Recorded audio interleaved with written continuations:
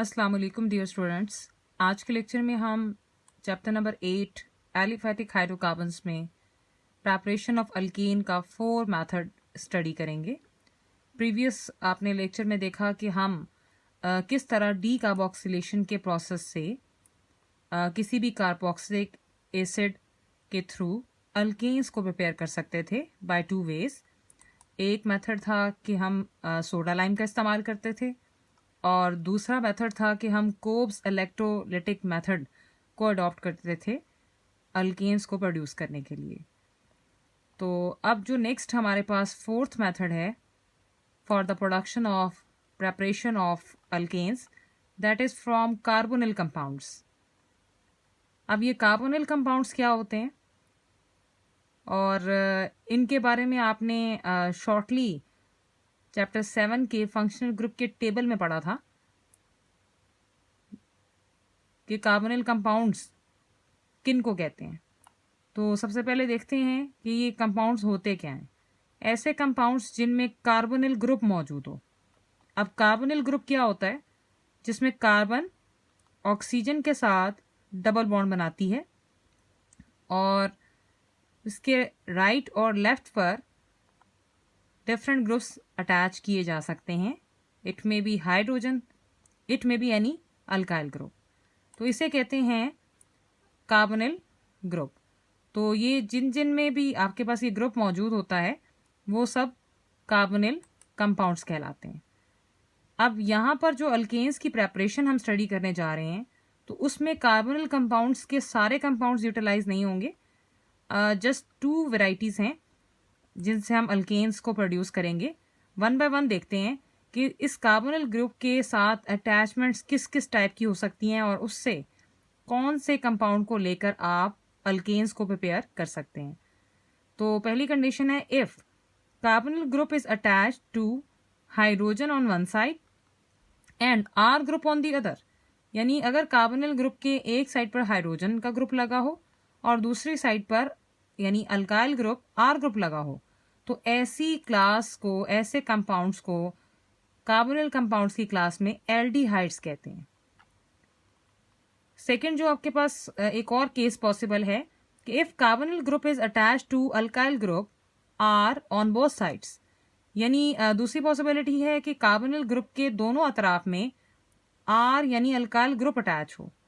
वो आगे जितनी भी कार्बन पर मुश्तमिल हो उससे हमारा कोई कंसर्न फिलहाल नहीं है।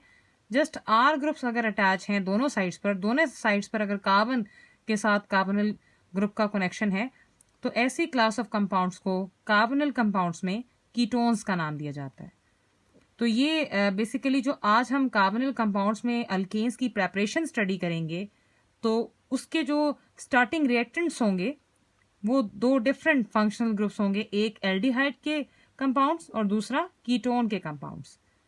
जहां आपने अल्कीन्स, अल्काइंस, अल्काइल हैलाइड और कार्बोक्सिलिक एसिड जैसे डिफरेंट फंक्शनल ग्रुप्स और क्लासेस को इस्तेमाल करके अल्केन्स को बनाया था प्रीवियस मेथड्स के अंदर, वहां आज आप एल्डिहाइड्स और कीटोन्स का इस्तेमाल करेंगे। मज़ीद अगर हम चलें इसकी मैथडोलॉजी की तरफ, तो सबसे पहले हमें अंडरस्टैंड करना है कि कोई भी एल्डिहाइड या कोई भी कीटोन किस तरह से आपके पास अल्केन्स की प्रोडक्शन करता है। तो ये आपके पास एक पूरा बेसिक फिनोमेना है जो चाहे एल्डिहाइड हो चाहे कीटोन हो और दोनों क्लासेस के अंदर अडॉप्ट होता है, सेम बिहेवियर होता है, सिर्फ इनके कैटलिस्ट का, इनकी कंडीशंस का फ़र्क है। सो आप देख सकते हैं ये हमारे पास है एल्डिहाइड की एग्जांपल जिसमें एक तरफ कार्बोनिल के हाइड्रोजन मौजूद है और दूसरी तरफ अल्काइल ग्रुप है जो एक कार्बन पर मुश्तमिल है। इसे आप ओवरऑल एल्डिहाइड कहेंगे। इसके बरक्स अगर आप देख सकते हैं तो कार्बोनिल के राइट साइड पर हमारे पास कार्बन अटैच है, एक कार्बन वाला अल्काइल ग्रुप, और लेफ्ट साइड पे भी एक कार्बन वाला अल्काइल ग्रुप कनेक्टेड है। यानी बज़ाहिर इसका कार्बोनिल का जो कनेक्शन है 2 कार्बन्स के साथ है दोनों तरफ में। तो ये कीटोन की क्लास से ताल्लुक रखता है जो प्रीवियसली आप देख रहे थे। अब एक एल्डिहाइड है और एक कीटोन है, दोनों में कार्बोनिल का ग्रुप मौजूद है। तो बेसिक फिनोमेना क्या होता है इनके अंदर? द कार्बोनिल ग्रुप जो कि आप देख सकते हैं कार्बन के साथ जो सिंगल बॉन्ड्स हैं, double bond oxygen of aldehydes और ketones are reduce to methylene group. चाहे वो एल्डिहाइड का कार्बोनिल ग्रुप हो या वो कीटोन का कार्बोनिल ग्रुप हो, दोनों रिडक्शन का शिकार होंगे। रिडक्शन के बाद ये दोनों किस में कन्वर्ट हो जाएंगे? मिथाइलिन ग्रुप के अंदर। और मिथाइलिन ग्रुप क्या होता है? CH2। यानी ये आपके पास ये ग्रुप कन्वर्ट हो जाएगा CH2 में। सो अभी हम मजीद आगे इनके प्रोसेस स्टडी करेंगे कि ये अमल कैसे होता है। This method is very very important for the MCQ, for long question as well. तो ये पार्ट्स में आपसे पूछा जा सकता है और डिफरेंट शॉर्ट क्वेश्चंस भी बन सकते हैं अलग। तो पार्ट्स में आपके अगर लॉन्ग क्वेश्चन आ जाए तो वो आपसे पूछ सकता है how will you prepare alkanes by different methods, give any 2 methods या गिव एनी 4 मेथड्स। सो उस लिहाज से आप करेंगे। अब जो हमने देखा कि रिडक्शन होती है, चाहे वो एल्डिहाइड्स हों चाहे वो कीटोन्स हों, तो कार्बोनिल कंपाउंड्स दो तरह से रिडक्शन का शिकार होते हैं। एक होती है हमारे पास वुल्फ किश्नर रिडक्शन और दूसरी है Clemmensen reduction. These 2 reductions are very very important as a short question. अलग आपसे पूछ सकते हैं what is Wolff Kishner reduction, फिर आप इसकी डेफिनेशन एंड रिएक्शन लिखेंगे जो नीचे आपको नजर आ रहा है। इसी तरह क्लेमेंसन रिडक्शन में भी सेम क्वेश्चन आ सकता है, या इनके अंदर यूज होने वाले रिएक्शन की जो कंडीशंस हैं, टेम्परेचर या कैटलिस्ट, उस पर MCQ वगैरह आपसे पूछ सकते हैं। तो लिहाजा इनको आपने अच्छी तरह प्रिपेयर करना है। सो फर्स्ट वन को देखते हैं, Wolff Kishner reduction. Wolff Kishner reduction क्या है? ये एक ऐसी रिडक्शन है जिसमें क्या होता है, इस रिएक्शन के अंदर carbonyl group of an aldehyde is reduce to alkane with hydrogen in the presence of KOH। यानी आपके पास एल्डिहाइड से ताल्लुक रखने वाला ये रिएक्शन है, यानी वुल्फ किश्नर रिडक्शन एल्डिहाइड की क्लास पर अप्लाई होती है। एल्डिहाइड और कीटोन्स आप 2 क्लासेस को लेकर चल रहे हैं इस प्रेपरेशन के मेथड में। तो एक आपके पास वुल्फ किश्नर रिडक्शन के लिए स्पेसिफाइड है और दूसरी क्लेमेंसन की रिडक्शन के लिए स्पेसिफाइड है, क्योंकि एल्डिहाइड जो है वो स्पेशली आपके पास उस पे जो भी आप रिडक्शन अप्लाई करेंगे वो होगी वुल्फ किश्नर रिडक्शन। और ये रिडक्शन कैसे पॉसिबल होगी, कैसे एल्डिहाइड अल्केन में बदलेगा? By converting into the methylene group after changing into the from the carbonyl group. So उसमें जो हम कैटलिस्ट यूज करेंगे वो है hydrogen in the presence of KOH। So आप ये रिएक्शन देख सकते हैं जो जिसमें आपके पास ये कार्बोनिल है और एक तरफ हाइड्रोजन है और एक तरफ अल्काइल ग्रुप अटैच है, एक कार्बन वाला। इसे स्पेशली एसिटल्डिहाइड कहते हैं। इस नेम की आपने प्रैक्टिस करनी है क्योंकि ये 12 आगे रिएक्शंस के अंदर इस्तेमाल होगा। अब इसमें इस रिडक्शन की कंडीशन क्या है? रिडक्शन हमने प्रीवियसली भी देखा कि एक ऐसे अमल को कहते हैं जिसमें अगर इलेक्ट्रॉन के हवाले से बात की जाए तो गेन ऑफ इलेक्ट्रॉन, और अगर एटम्स के हवाले से बात की जाए तो हम कहते हैं कि ऑक्सीजन का लॉस और हाइड्रोजन का गेन। अब यहाँ पर जो हाइड्रोजन का गेन है वो किस हिसाब से होगा?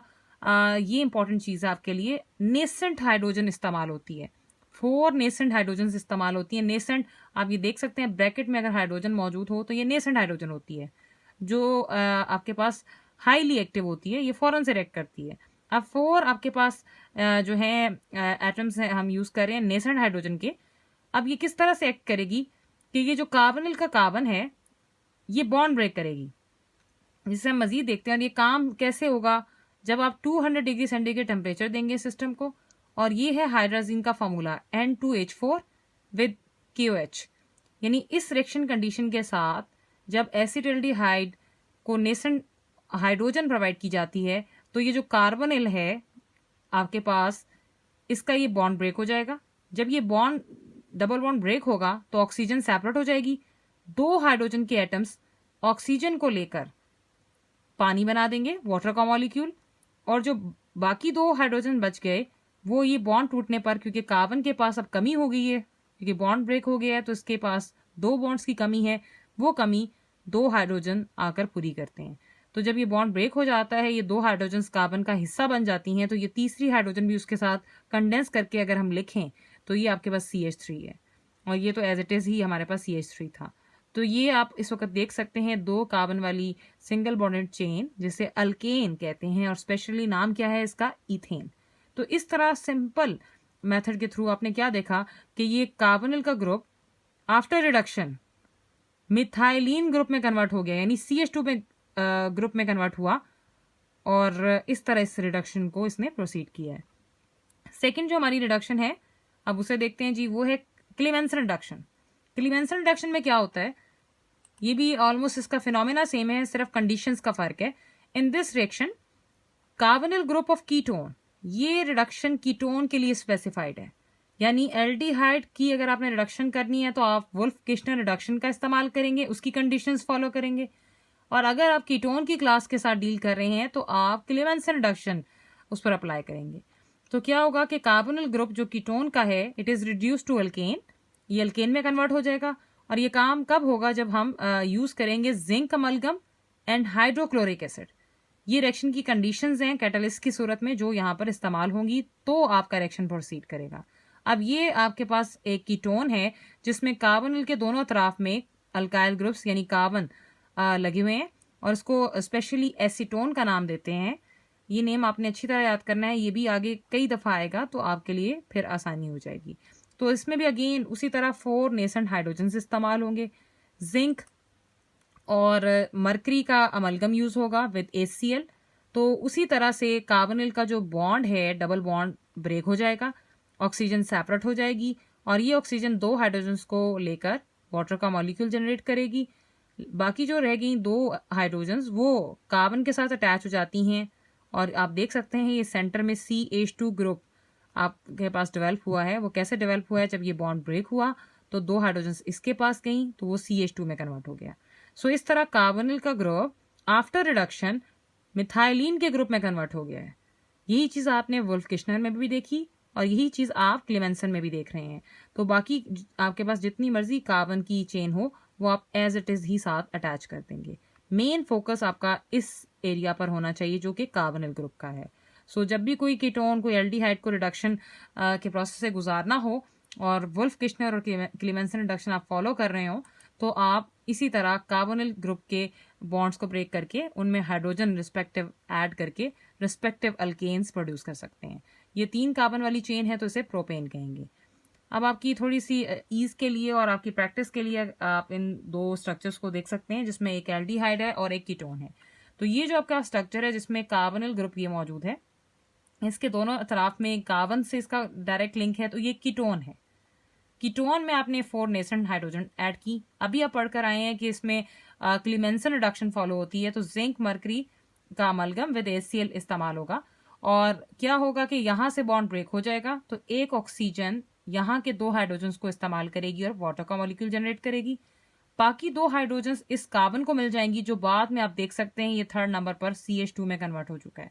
तो बाकी ग्रुप्स ऐसे ही अटैच हो गए, तो ये 4 कार्बन वाली चेन ब्यूटेन कहलाएगी।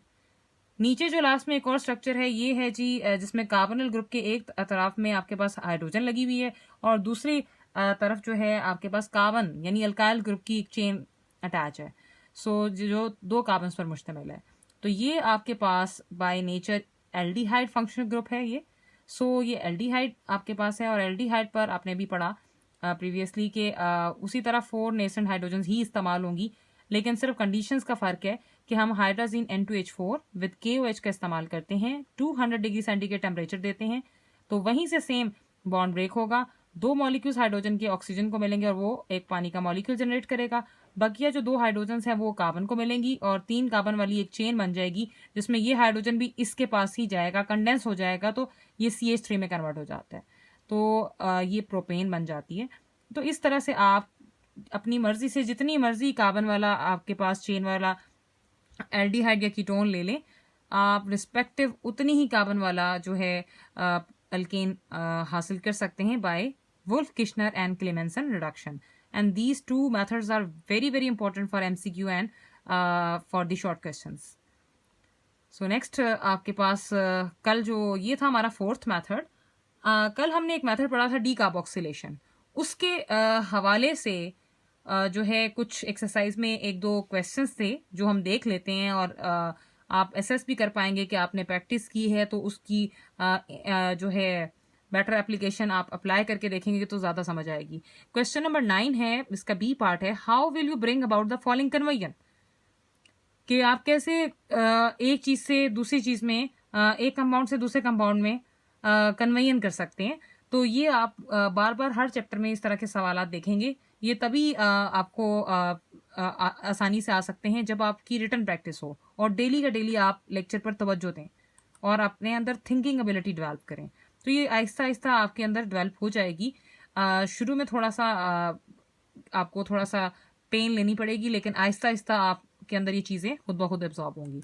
जी हमारे पास ये 9 का बी पार्ट है, जिसमें वो कहता है कि एसिटिक एसिड है आपके पास स्टार्टिंग।